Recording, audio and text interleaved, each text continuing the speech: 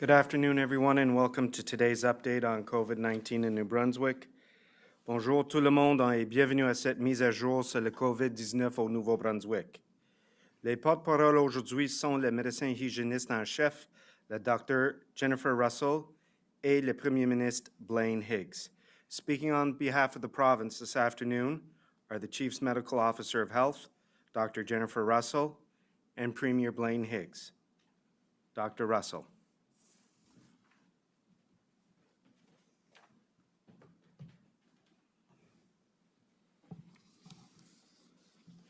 Good afternoon. Bonjour.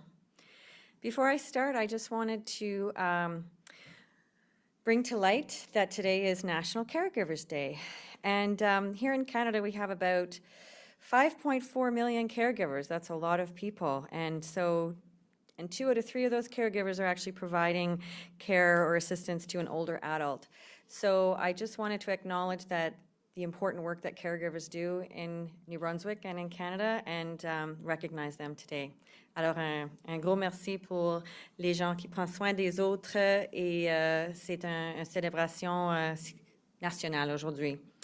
I also wanted to bring to your attention, a psychologist recently reached out to me talking about a service that's offered to frontline staff by the Canadian Psychological Association.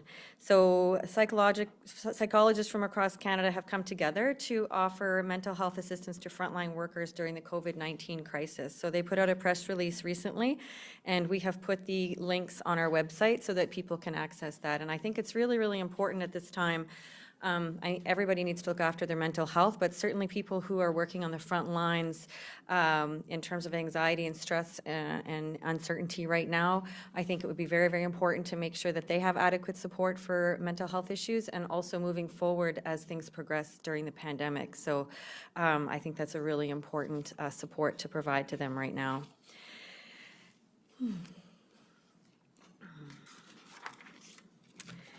So, the COVID-19 pandemic continues to evolve, and it's constantly changing, and to meet this challenge, we must change with it. My advice and direction to New Brunswickers will change over the course of this outbreak because it has to. And I know that's also creating anxiety and stress because we're trying to keep up with an enormous amount of information, and we're trying to provide that information to people as soon as we get it. And the changes that happen in quick succession, sometimes it's hard to absorb and digest. So we want to keep you abreast of all the situations and keep you informed. And whatever new changes happen, we will make sure that we put that information on our website to keep you up to date. So my advice around what we're learning about the virus, again, has to be adjusted, and our strategies have to be adjusted accordingly as well. So today I want to provide more details on 2 significant changes and advice that we are making to meet the COVID-19 challenge: broadening the scope of testing and the wearing of non-medical masks or face coverings in public. And again, this can be confusing. It's new information, and we want to make sure that we answer people's questions around how we can be more consistent in providing that information to you. Aujourd'hui, je tiens à fournir de plus amples renseignements au sujet de 2 importantes modifications que nous apportons à nos conseils concernant la pandémie de la COVID-19. Nous élargissons la portée des tests de dépistage et nous recommandons le port d'un masque non médical en public. Ces modifications pourraient créer de la confusion pour certains et d'autres pourraient se demander si nous manquons d'uniformité. We cannot allow ourselves to think that what worked last week will necessarily work today or next week. It is a form of complacency, and we have to avoid that. So today there are 2 new confirmed cases of COVID-19 in New Brunswick, and this brings the total number of cases to 105. The new cases are as follows. In Zone 3, which is the Fredericton region, an individual between the ages of 10 and 19, and in Zone 7, the Miramichi region, an individual between the ages of 70 and 79. So as today's cases clearly show, COVID-19 can strike any person at any age in any community of our province. And that's why it remains vital that every New Brunswicker stay at home as much as you can. And when you do go out, keep your interactions brief and maintain 6 feet of physical distance between yourself and others. When you do go out in public, especially when you go to places where you may not be able to maintain a space that the virus cannot cross, that's why we're now suggesting the use of non-medical face coverings.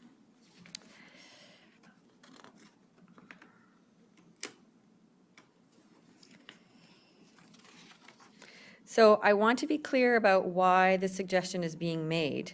And I also want to be clear about how this is one small part of the very important pieces around social distancing and avoiding mass gatherings, et cetera. So it's not to protect you from the virus, it's to protect other people in case you happen to be somebody who is pre-symptomatic or doesn't have symptoms from COVID-19, but actually is infected with COVID-19.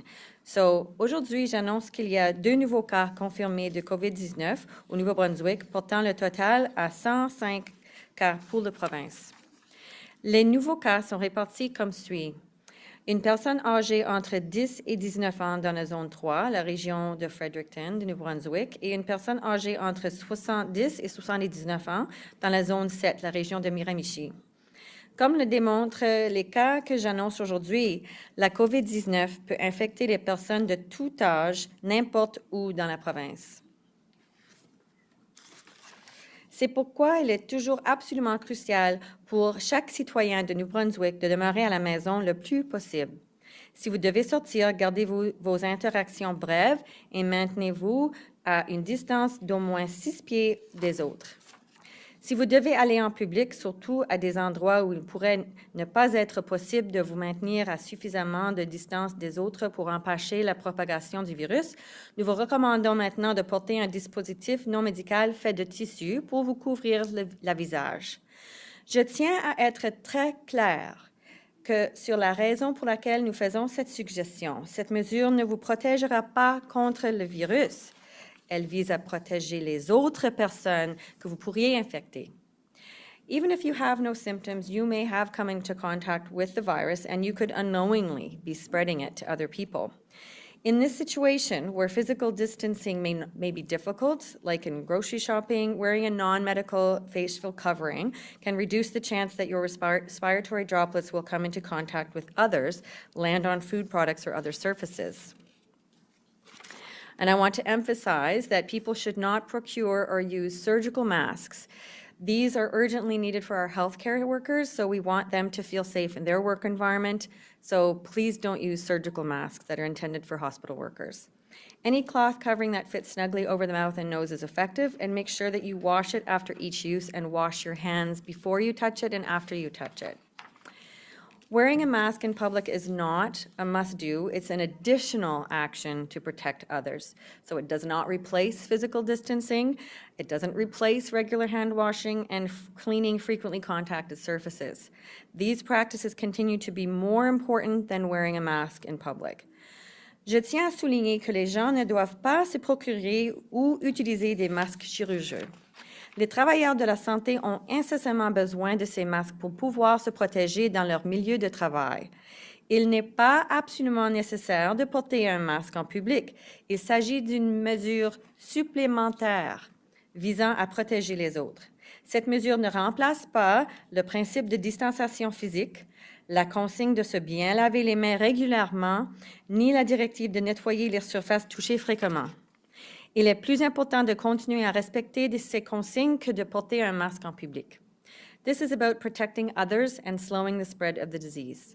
Slowing the spread and progress of COVID-19 is the reason that we are making changes to our testing protocols. So we remain focused on testing the right people at the right time. As we now have confirmed cases of community transmission, where a case cannot be directly traced to an infection which occurred outside New Brunswick, our testing has been adjusted accordingly. So under our new strategy, travel outside of New Brunswick will no longer be the key determinant for referral to testing. So if you experience symptoms of COVID-19, call 811 and follow the specific directions followed by public health.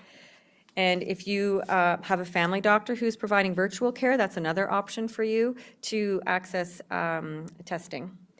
Comme nous avons constaté, des cas de transmission communautaire dans la province, c'est-à-dire des cas qui ne sont pas directement liés à une infection contractée à l'extérieur du Nouveau-Brunswick, nous avons modifié notre stratégie de dépistage en conséquence. Dans le cadre de notre nouvelle stratégie, les antécédents de voyage à l'extérieur de la province ne constitueront plus le principal facteur pris en considération pour un renvoi à un test de dépistage. Si vous avez des symptômes de la COVID-19, composez le 811 et suivez les directives précises données par la santé publique. We will continue to prioritize testing for those who protect us and those who are in greatest need of protection. We will also prioritize testing for individuals with health conditions that leave them more vulnerable to the virus, such as those over the age of 60, people with hypertension, cardiovascular disease, chronic respiratory disease, diabetes, and cancer. I know this will be a source of stress and anxiety for many of you in the coming days, but please be assured that the Department of Health, our regional health authorities, and our lab staff will be doing everything they can to minimize delays. Again, the best way to ensure that we can meet this challenge is for everyone to do what they can to avoid contracting or spreading the disease. So, above all else, stay home in your own home. It will save lives. Encore une fois, je vous rappelle à tous que la meilleure façon de nous aider à relever ce défi consiste à prendre toutes les mesures possibles pour ne pas contracter ni propager cette maladie. Le plus important, c'est de rester chez vous le plus possible, dans votre propre maison. Vous aiderez ainsi à sauver des vies. Thank you very much. Merci beaucoup.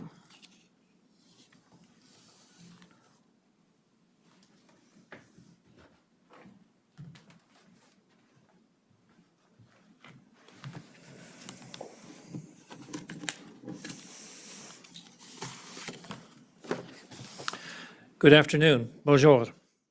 Since this pandemic began, our government has worked quickly to make sure New Brunswickers have the resources they need to make it through this difficult time. This included providing New Brunswick workers emergency income benefit in partnership with the Red Cross.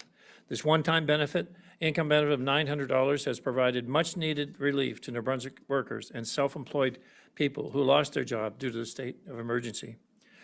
L'objectif de la prestation de revenus d'argent de la province a toujours été d'aider les travailleurs avant qu'ils puissent recevoir leur prestation d'assurance emploi et la nouvelle prestation canadienne d'assurance.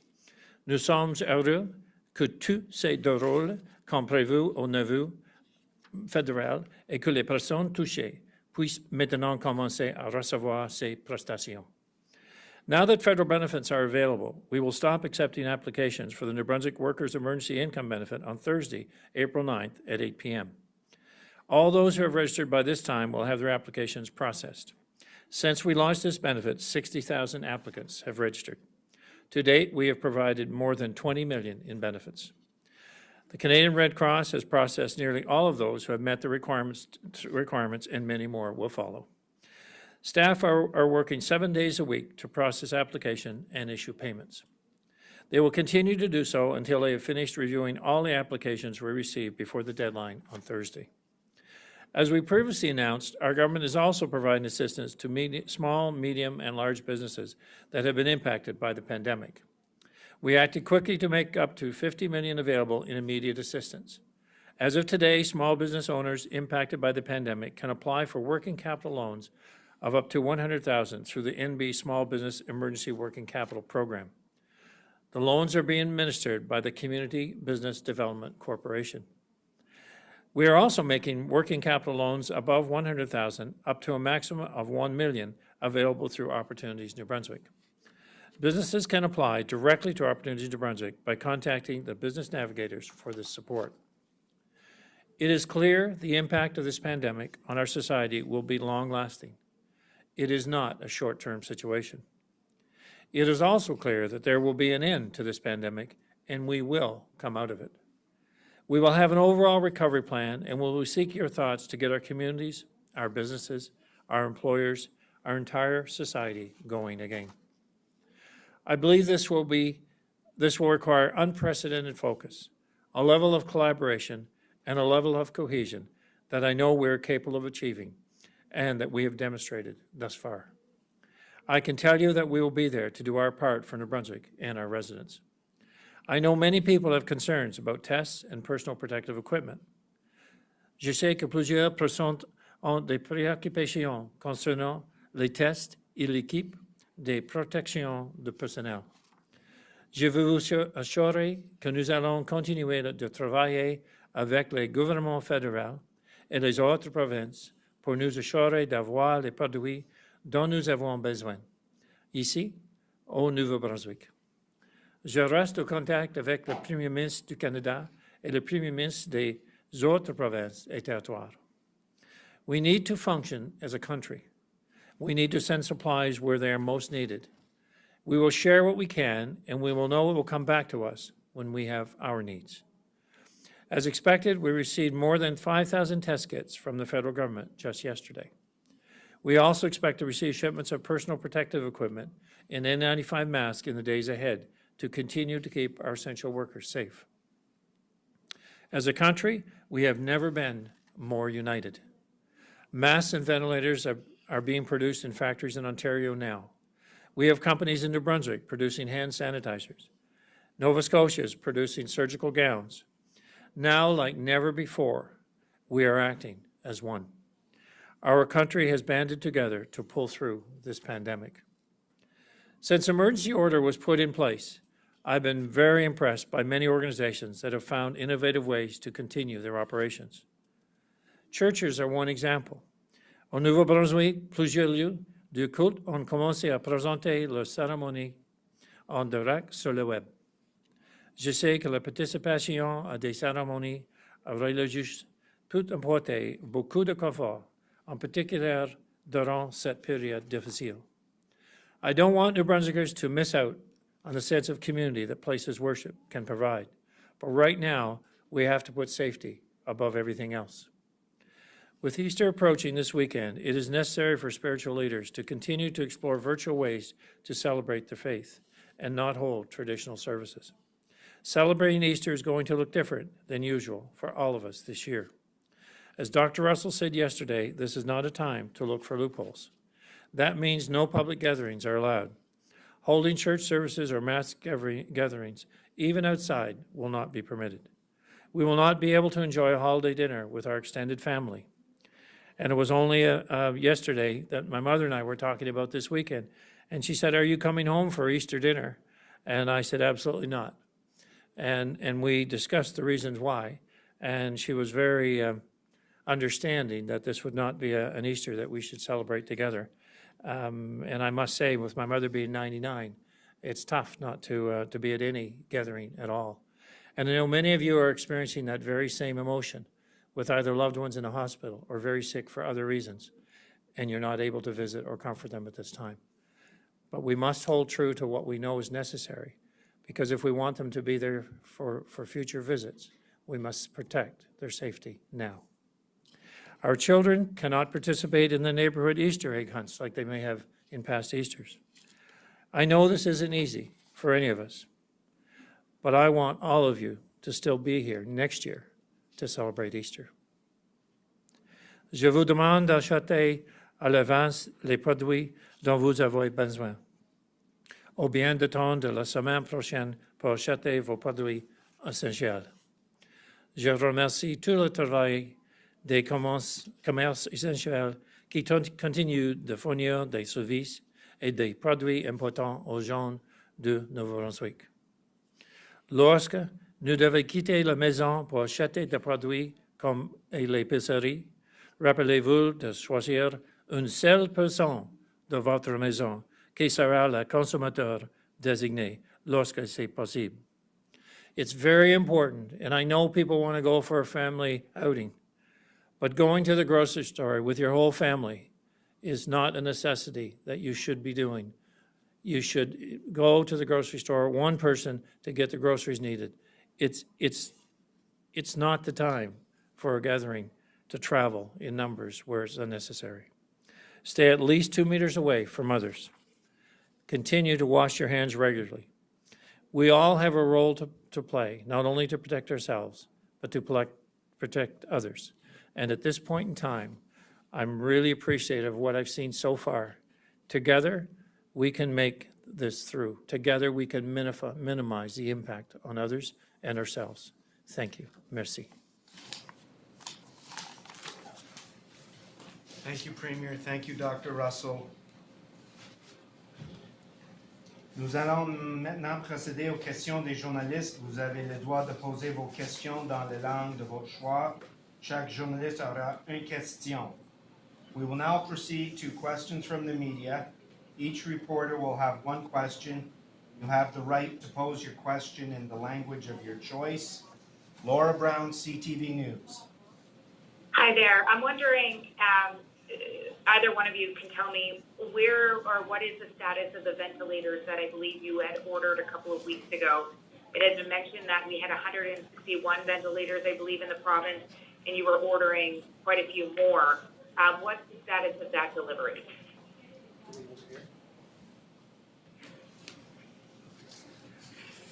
At this point, I don't know. We have about 150. That was going to take us to 250. I don't know that the order has arrived, but at this stage as well, I think we only have 2 individuals that are in the hospital and possibly on ventilators. So we're certainly well supplied at this stage for the conditions that we are experiencing, and we expect that order to arrive long before we would need it. Laura, do you have a follow-up?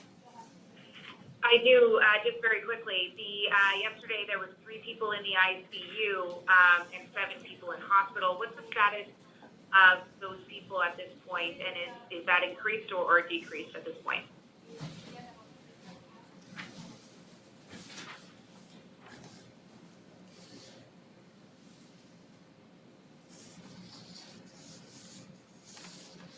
So in terms of the status of people in the hospital, before I answer that question, Laura, could I just ask everybody in New Brunswick to keep those people in your thoughts and prayers, because all of the people who are hospitalized right now, their families are quite worried about them, and they could probably use some thoughts and prayers right now.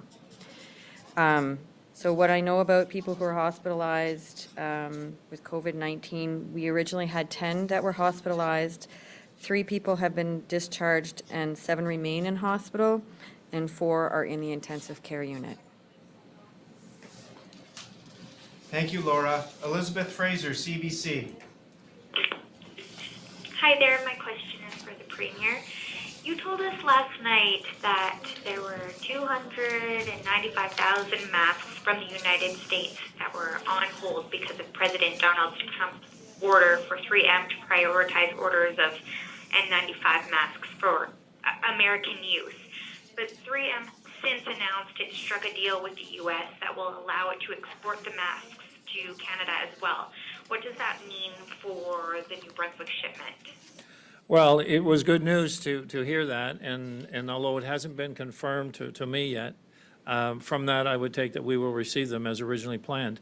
But even more so going forward, judging from what you've just quoted and what I saw as well, it would appear that we would be able to achieve further deliveries as required. But I think something I'd like to point out that I mentioned in my address this morning, we are looking at the use and the requirements across the country. And I say we're operating more like one nation than I've ever experienced before. We're going to look at where all equipment is required when needed, because we know the struggles that are happening in Quebec. We know what's happening in Ontario and BC, and I guess while we expect those masks to be delivered here, we will get what we need when we need it. So I'm feeling very confident in how we're working through the system to protect all Canadians. Thank you, Premier. Do you have a follow-up, Elizabeth? Yes, I have another question for Dr. Russell, and it's similar to Laura's question, but we have heard of 3 ICU patients that are on ventilators in St. John, Fredericton, and Moncton. Can you just be more specific about those patients and how they're doing? So we have 2 people in ICU right now, and I don't want to comment more specifically on where they are and whether they're on ventilators or not, but I think what we know about people who are hospitalized and needing ICU care, they obviously have more severe symptoms. And so again, as I'm answering these questions, I do want you and New Brunswickers to keep that in mind. Sorry, we have three people in ICU, and I don't want to talk about the specifics about that, but again, I think we all need to keep their families and the patients themselves in our thoughts right now, because it is obviously, if they're getting that level of care, their symptoms are severe. Thank you, Doctor. Thank you, Elizabeth. Vicky Hogarth from Charlotte County TV. Thanks, Bruce. My question is for Premier Higgs. Premier, tourist communities like St. Andrews are still experiencing a concerning amount of traffic from visitors from around the province looking to walk the beaches, streets, and hike the trails. Has there been any discussion about extending emergency measures to go beyond just provincial border checkpoints to include municipal checkpoints to reroute unnecessary traffic? And could the Department of Public Safety officers help municipalities who are affected by excessive non-essential travel? So, yes, there has been discussion about that, been discussion about the reality in different communities and what that might look like. The ability for us to actually police it in a way that is effective. You know, we've asked every community to close their provincial parks or close their municipal parks so that they wouldn't be inviting for people to show up in mass groups. You know, I think throughout the province we're going to find people that are out for a walk and hopefully doing so and meeting all the requirements and guidelines, including the most recent discussion about the safe use of masks. We'll work as municipalities on this, and we've had questions, I would say, in relation to Grand Manan, in relation to St. Andrews, in relation to the peninsula, because it's basically, where do you end this? Where do you stop? We're guarding our provincial borders. Do we have the ability, and is it the necessity to put that same sort of connection around communities? Because that will be very difficult, extremely difficult to enforce. And I think it is a discussion, and it will be a topic over the next day or two of whether it is possible to make it an effective restriction, or can we heighten the public, I guess, view and just don't be congregating in mass. Thank you, Premier. Vicky, do you have a quick follow-up? I do. It's for Dr. Russell. Thank you. Canada is beginning a clinical trial of an experimental COVID-19 treatment that injects COVID-19 patients with plasma from patients who've recovered. The study involves 40 different hospitals across the country. Is New Brunswick involved in any capacity in this study? I've heard about that study, but I haven't been made aware that any New Brunswick hospitals are involved. Thank you, Vicky. Kevin Bissick, Canadian Press.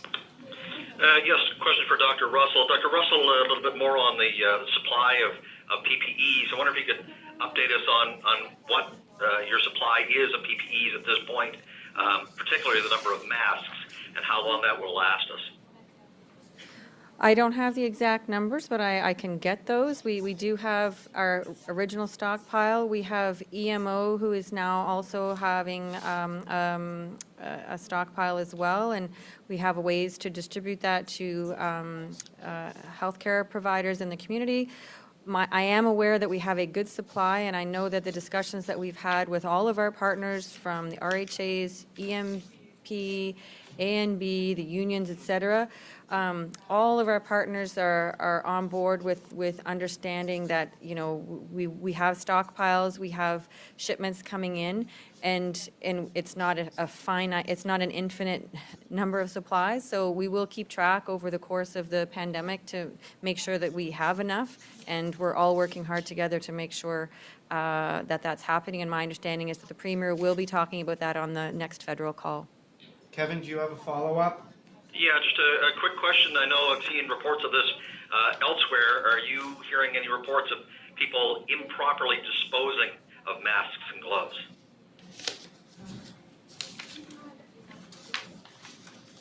You mean members of the general public? Or do you mean healthcare people workers? Coming out of grocery stores and just tossing their gloves aside or masks aside. I'm sure it possibly could be happening. I know that if people are wearing those items, that they should obviously try to dispose of them properly. So if it is happening, then I would offer the advice that they should dispose of them properly. And I guess there's some photos on social media, I guess, around that. So I would encourage the public to dispose of them properly in in garbage cans. Thank you, Kevin. Michel Corriveau, Radio-Canada, s'il vous plaît.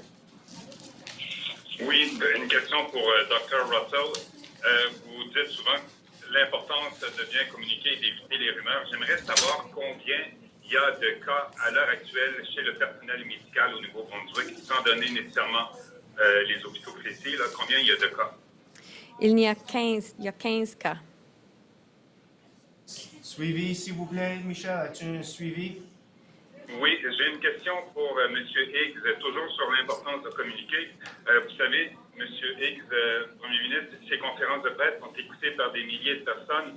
Or, ça se fait surtout en anglais. Alors, on se demande pourquoi ne pas demander à un ministre bilingue de participer pour que les gens puissent entendre des réponses dans leur langue et non par le biais d'un traducteur.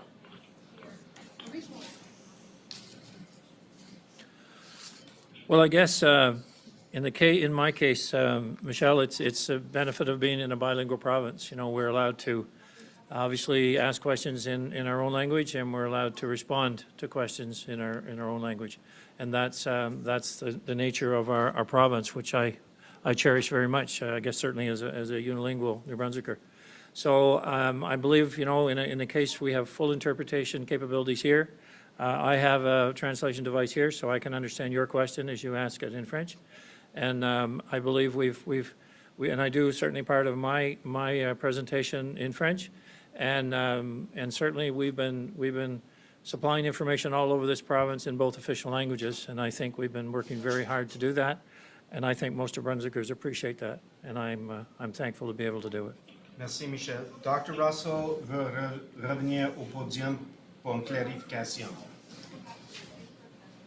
Oui, je voulais juste clarifier que les cas que j'ai annoncé qu'il y en avait 15 dans les travailleurs de santé, c'était tous des cas qui étaient reliés au voyage ou quelqu'un qui était un contact proche de quelqu'un qui avait voyagé. Puis je voulais donner la définition de ce qu'on veut dire quand on dit un travailleur de santé. Puis ça veut dire, c'est des médecins, des infirmières, des gens qui travaillent à l'urgence, des dentistes, des étudiants, des techniciens de laboratoire, des techniciens à haute place dans le système de santé, des physiothérapeutes, des pharmacistes et des bénévoles et aussi des travailleurs administratifs. Merci. Michel, non, excusez, Mathieu Roy-Como, l'Acadie Nouvelle. Bonjour, ma question est pour Dr. Russell.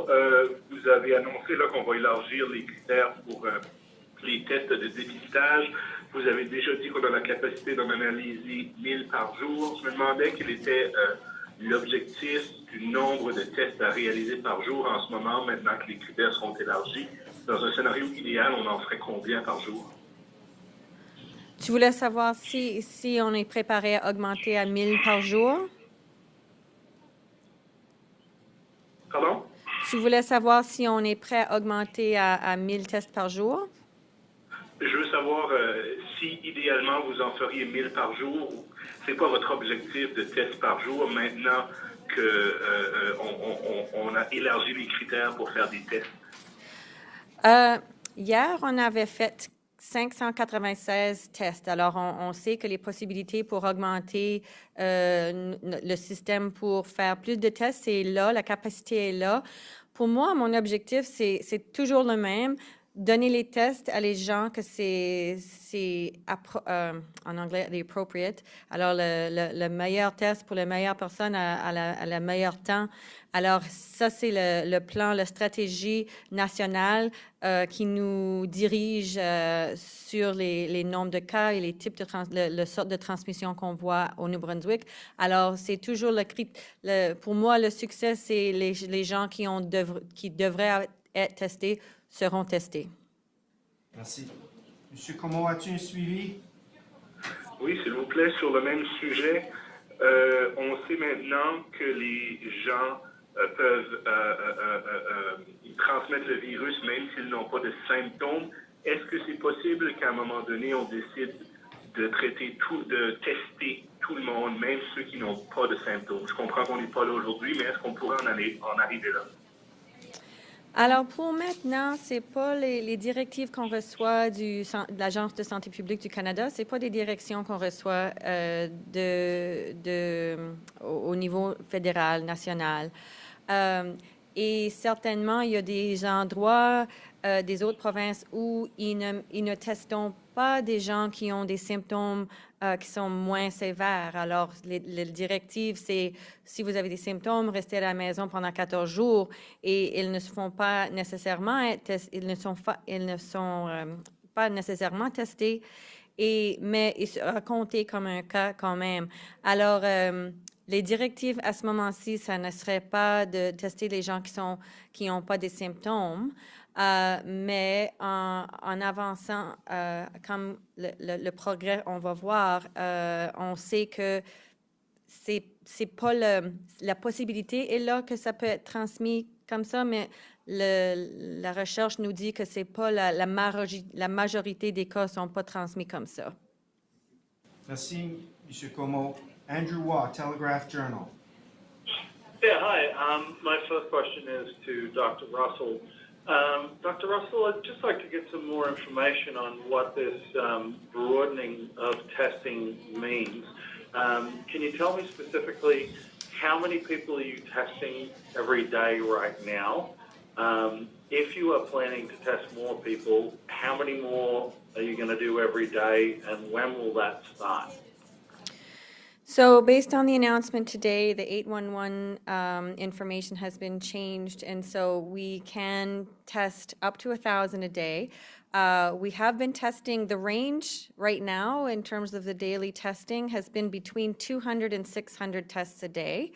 And so I think at this point in time, we are opening up the testing criteria, again, because the transmission patterns are changing, and we are concerned about community transmission. So we had been doing some sentinel testing in hospitals and emergency departments. None of those tests came back positive, but I expect that with community transmission, we would expect to see some people in the community with cases of COVID-19 who had not traveled. Andrew, do you have a follow-up? I do. Thank you. And this one's to the Premier. Premier, we had a couple of Liberal MLAs come out this morning, and while sort of acknowledging everything that the province has done for small business so far, they're asking for more to be done. There's a couple of initiatives there, including, extending the deferment of property taxes and fees until the end of August. Is there going to be anything more for small businesses? And if so, what and when could we expect it? Well, at this point, we're evaluating the impacts of what we've seen to date. I think we've had about 1,140 businesses connect through the Navigator program. So we've assessed kind of the lay of the land, to speak, of businesses throughout the province. As we look at the economic recovery model for New Brunswick, we have to balance, what are the state of the companies? Which ones can get back up and running to rehire their employees, and how do we best utilize the resources we have? We don't have endless resources here as well. I mean, the federal programs where it backs up the businesses, that's really helpful. But there's the cost of running government right now, and particularly what we may experience through the health the health requirements is very much top of mind. So while we're planning the economic recovery, we're evaluating the current state of businesses. I don't think I can invent new programs here on the fly, and I appreciate that there's a need for or a reality that opposition members would want to be making suggestions, and I would only suggest that they do that through their leader, and we have an opportunity to discuss these programs, evaluate how they might work. In our COVID leadership committee, because that's how we got to kind of function at this time, because it's putting us all together on a common front for a common cause. Thank you, Mr. Waugh. Simon de l'Acadie Nouvelle. Oui, bonjour. Une question pour le Dr. Russell. Je veux savoir comment est géré l'approvisionnement en masques du personnel de santé. Est-ce qu'on privilégie le milieu hospitalier, ou est-ce que le gouvernement finalement s'assurer également que les cliniques, les cabinets de médecins, les foyers de soins également reçoivent ces équipements. J'ai pas compris la question.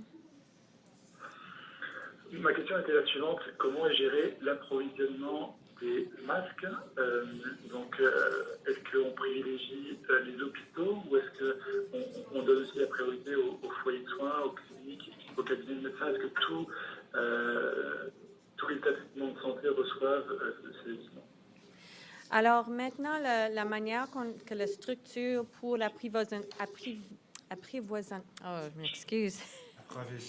approvisionnement pour les masques, c'est avec les régies maintenant, ils ont la capacité de gérer ça et aussi avec l'autre système, avec le département de sécurité publique.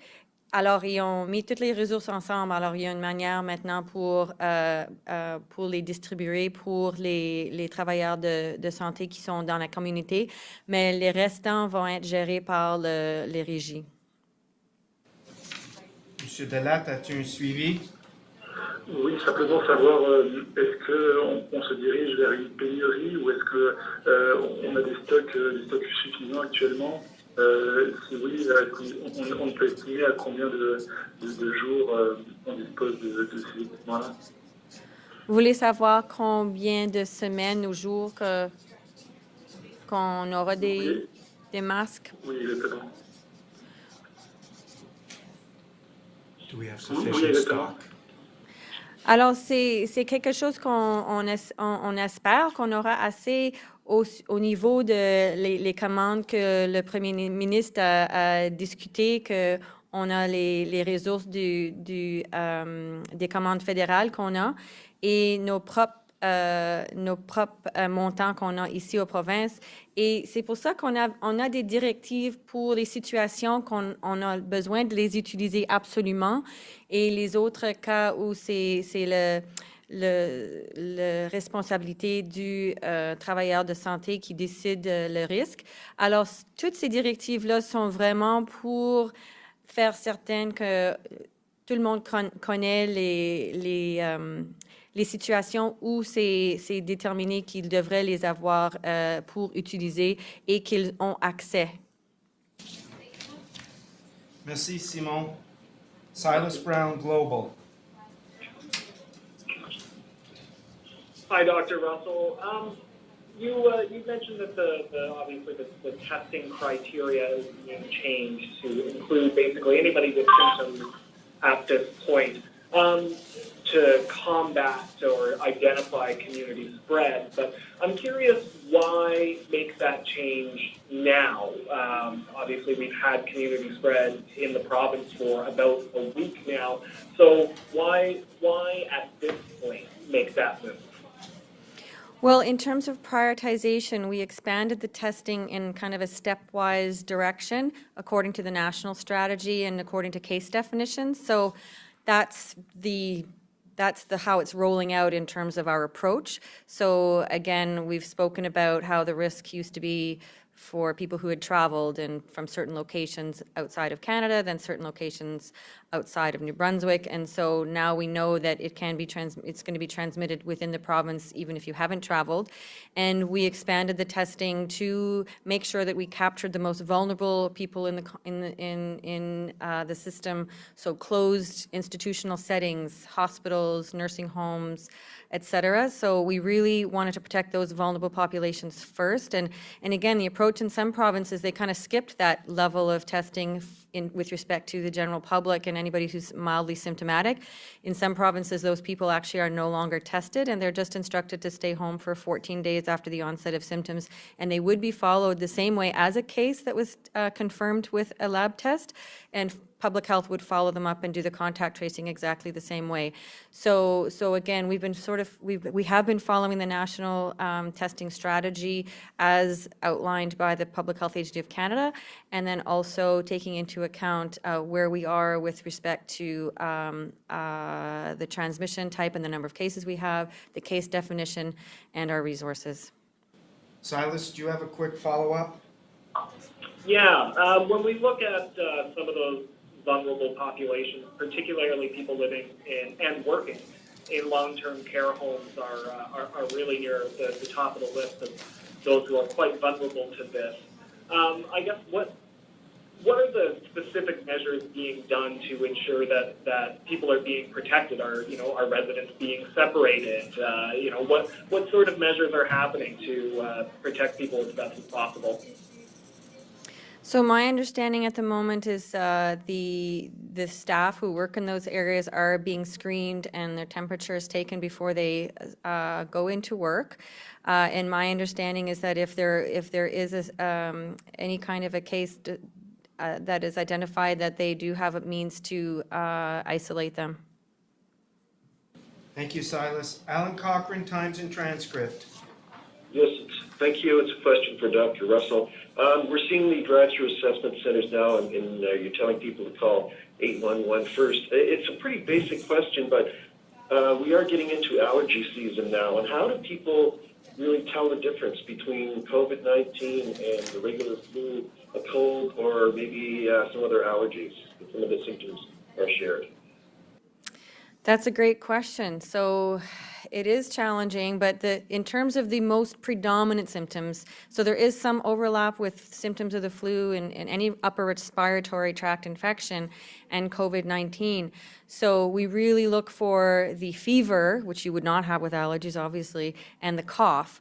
Again, most people with allergies would have burning eyes and runny nose and sneezing and those kinds of things. So we're really predominantly looking, and there's a long list of other symptoms that can be attributed to COVID-19, but the ones we're focused on because we know that in the majority of cases, they have a cough and or fever or both. Alan, do you have a follow-up? I guess the shortness of breath would be a major thing as well. Sorry, yes, that would be, of course. Thank you, Alan. Adam Harris, Telegraph Journal. Thank you. Premier Higgs, you raised concerns yesterday about an order of N95 medical masks coming from the U.S. being in limbo. Are you at all urging Ottawa to build a domestic supply so you don't have to rely on the U.S. or other jurisdictions? Well, yes, and not only in masks, but other kind of health or urgent care needs that we've identified through this process. And I think certainly Ontario are ramping up to build masks and potentially ventilators as well. They've had some facilities there that are well suited to do that. As I mentioned, we've seen clothing that is well suited in Nova Scotia being built. We have sanitizers that's being produced here now in New Brunswick. What I think this brings to the forefront is our country has been vulnerable to this for I guess you could go through many scenarios of how did we get here, but in terms of our dependence on foreign supplies, and then certainly in the recognition what we've seen from the U.S. of basically the willingness that I would like to think wouldn't necessarily be consistent in all cases, but right today being consistent of shutting down our supply, although the good news is that it looks like Canada will receive supplies as ordered. But I think the lesson learned here is let's look at the other risks that our nation has in other sectors. I mean, we've long talked about the energy sector, but this has pulled together our country like I've never seen before. Since I started here only maybe 20 months ago, but or so, when I think of the meetings I've been involved with my colleagues across the country and the conversations we've had with the Prime Minister and the Deputy Prime Minister, I have never seen us pull together with a focus like we have right now. And I just feel like there are other areas of focus that this is the time to say, what about this? Let's decide on what our national strategy should be. Because through a crisis, you learn a lot of things, and innovation is always the mother of any crisis where you just have to be innovative. So let's not lose this experience of a national strategy. Let's build on it, and I think we got the foundation here to do that. Adam, do you have a follow-up? Yeah, just a short one on ventilators. You addressed it a little bit, but the federal government announced today a plan to build 30,000 in Canada. You talked about the 161 that you have now, the 50% that's on order. and that's enough for now. But are there any projections you have of how many New Brunswick will eventually need? Not at this time, and I guess as Dr. Russell mentioned that, it's early to project kind of where we would go. At this stage, there's been a lot of modeling done of what the impact of situations like from other countries would have if that same condition arose here in New Brunswick. But I guess what we're hoping to roll out over the coming days, and now with the new pandemic committee together, or task force, it's let's look at the situation in New Brunswick, and let's kind of be able to model and project, as we've seen some other provinces do, on what can be our best case and worst case scenarios, which then leads us into what do we foresee as equipment being provided. I think it's important to recognize that all of this is theoretical in nature, and you have to say, but what if this happens? So the bigger balance for us is ensuring that we have the capability not only to have our own requirements here, but have the capability to reach out and get resources from others. And that's what I see the federal government is doing in collaboration with the other provinces, is that we will have the supplies we need when we need them. I'm feeling more and more comfortable every day about that scenario. Thank you. Thank you, Adam. Jordan Gill, CBC. Yes, this question is for the Premier. Premier Higgs, how many dollars worth of tickets have been issued for disobeying the province's emergency measures declaration? Probably at this point, I mean, as of yesterday, I think 9 or 10 had been issued, so we're talking, maybe a total of $3,500 at this stage. So the average ticket is in the order of $300, a little less. But there has been a lot of communications made, warnings given leading up to that, which have resulted in compliance. So I'm not basing, the number of tickets by necessarily are we forcing people to comply because we're issuing tickets, or are we causing people to comply because they're seeing the need and they want to be part of the solution? And I feel like is a combination. Issuing some tickets, brings it to bear that it's real. We're not joking here. We must do what's necessary to get people's attention. But I'd like to think that generally people are paying attention, and they too want their loved ones to all be here next time this year. Jordan, do you have a follow-up? Yes, I do. Premier Higgs, how many layoffs or job losses have there been in the province so far, and how many applicants for EI have there been? Well, in our 900 program, the $900, we had about 60,000 at this point that have actually applied. And so we're going through that right now, and they'll be paid out. As we said, the program will end in Thursday, but the reason it ends is because the federal program is up and running. So if that is an indication, I mean, we were originally projecting there would be, in the 30,000 range, but now we've seen 60,000 applicants.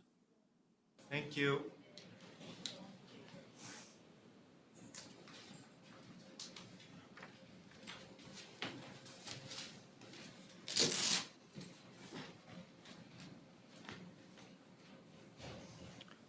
Voilà la fin de notre mise à jour. Merci beaucoup.